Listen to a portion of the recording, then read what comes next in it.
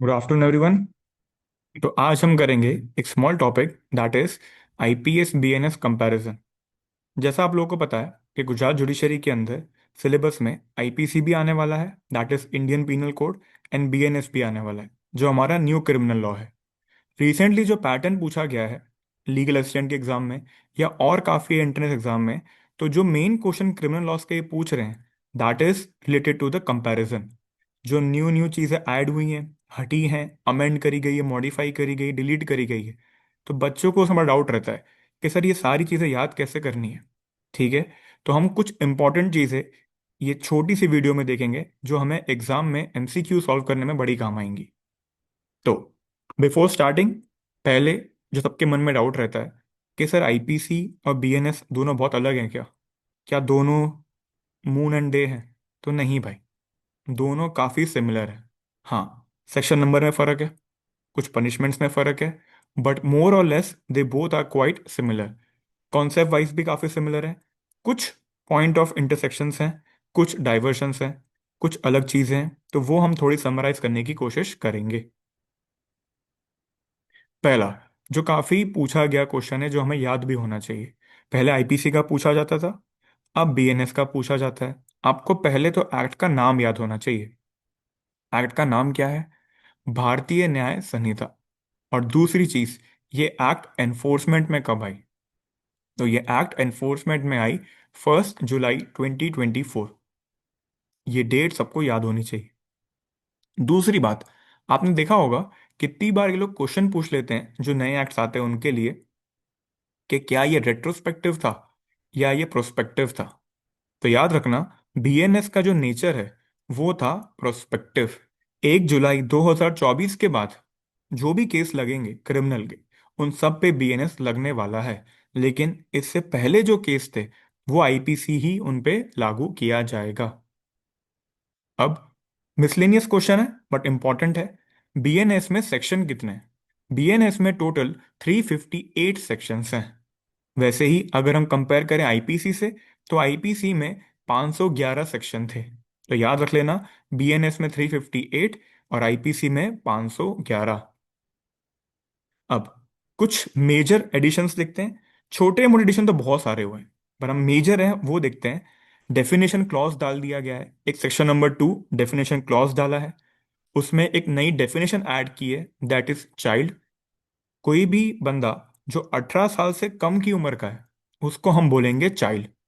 Gender के अंदर male female तो था ही, ट्रांसजेंडर को ऐड कर दिया गया है। इलेक्ट्रॉनिक रिकॉर्ड्स की बात करी गई है।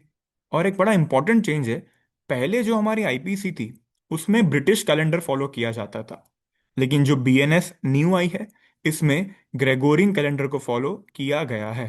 तो ये चीज सब लोग याद रखना। फिर सेक्शन 48 बात करता है अबेटमेंट की। बट ये अबेटमेंट कैसा? By foreigners through acts hatched outside India. ये पहले हमारे में नहीं था, इसको ऐड किया गया।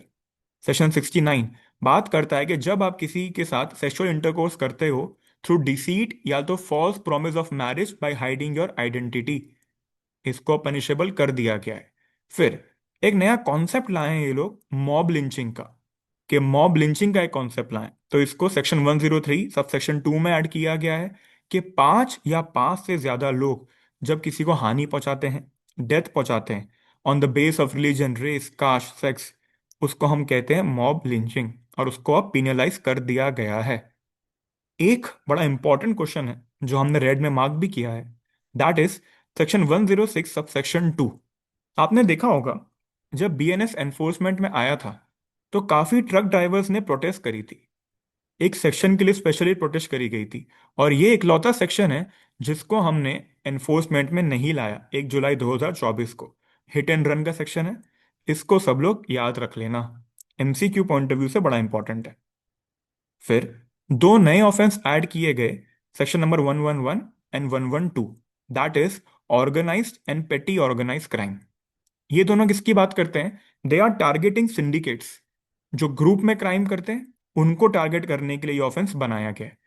इनके सेक्शन नंबर आपको याद होने चाहिए। इनकी पनिशमेंट्स भी हैं, पनिशमेंट बहुत सारी हैं। कुछ अटेम्प्ट की बात कर रहे हैं, कुछ हर्ट की बात कर रहे हैं, कुछ अबेटमेंट की बात कर रहे हैं। टेक्निकली हम हर तरीके से ऑर्गेनाइज क्राइम को तोड़ना चाहते हैं। तो इसकी पनिशमेंट और इसके सेक्शन हमें याद होने चाहिए। फिर सेक्शन नंबर 113 बात करता है टेररिज्म की। पहली बार आईपीसी में जैसे टेररिज्म की बात कभी थी नहीं, तो बीएनएस में इन्होंने टेररिज्म की बात करी है, टेररिस्ट एक्ट की बात करी है।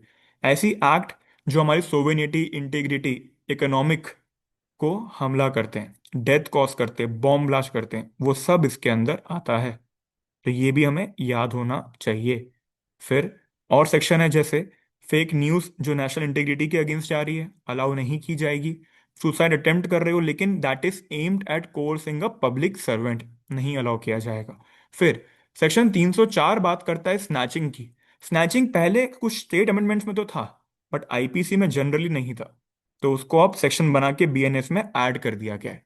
और सबसे इंपॉर्टेंट चीज, एक नई पनिशमेंट ही ऐड कर दी है। अब पहले अगर आईपीसी की बात करें तो पनिशमेंट क्या क्या थी हमारे पास फाइन था, इम्प्रिजनमेंट था, लाइफ इम्प्रिजनमेंट था, कैपिटल पनिशमेंट था, फोरफिचर ऑफ प्रॉपर्टी था। अब एक नया पनिशमेंट ऐड हुआ है, that is community service.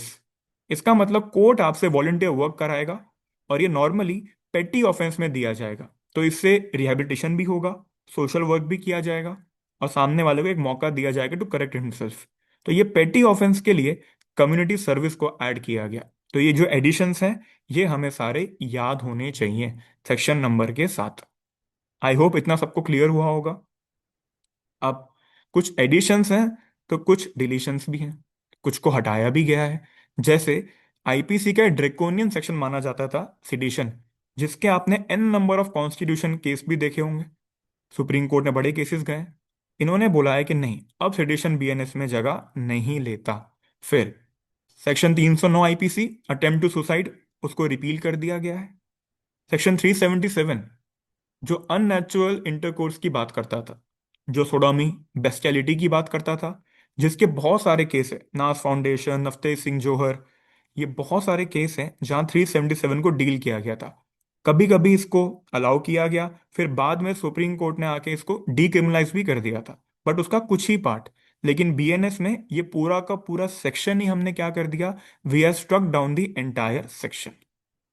IPC में इस सेक्शन 497 अडल्टरी, जो दो तीन बार पूछा गया क्वेश्चन है कि अडल्टरी को कौन से केस में हटाया गया, तो Joseph Shine versus union of India, BNS में इसको रखा ही नहीं गया। हमने रूलिंग को फॉलो किया और हमने उसको सेक्शन ही हटा दिया।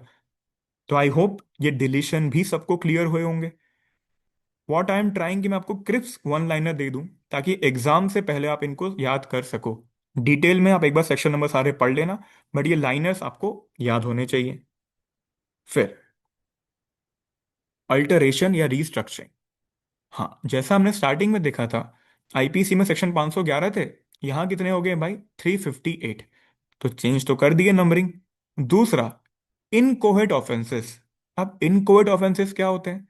ऐसे ऑफेंसेस जो पूरे नहीं हो रहे। फॉर एग्जाम्पल, अगर मैं किसी का मर्डर करने के लिए उसको जहर वाली चाय पिलाता हूँ, चाय पिलाने के बाद वो इंसान बच जाता है, मरता नहीं है, तो क्या मैंने ऑफेंस नहीं किया? बिल्कुल किया, अटेम्प्ट टू मर्डर किया मैंने। तो ऐसा ऑफेंस जो पूरा नहीं हुआ वो इनकोहेट है। इसके अंदर अटेम्प्ट भी आता है, अबेटमेंट, कंस्पिरेसी, ये सब आते हैं। इन सबको अब हमने साथ में कर दिया है। अगर आप आईपीसी की बात करो तो अटेम्प्ट 511 में आता था, लेकिन अब उसे हम आगे लेके आ गए हैं।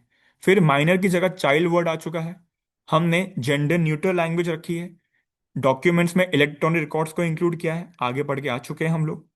एक और मेजर अल्टरेशन किया है हमने, जो एमसीक्यू पॉइंट ऑफ व्यू से बड़ा जरूरी है, पनिशमेंट्स को एनहांस कर दिया है, दैट इज ओके।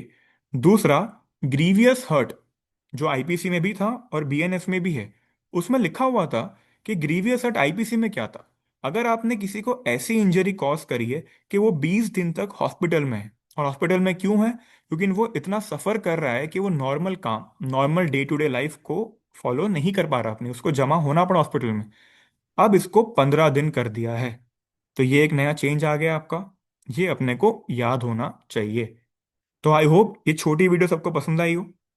इसको जितने सेक्शंस मैंने बताया, डू मेमोराइज इट, उनकी पनिशमेंट देख लेना, और एस जो पैटर्न गया है लीगल असिस्टेंट का और बाकी एग्जाम का, कंपैरिजन पूछा जा रहा है, तो मेक श्योर इस टॉपिक को आप स्किप ना करें।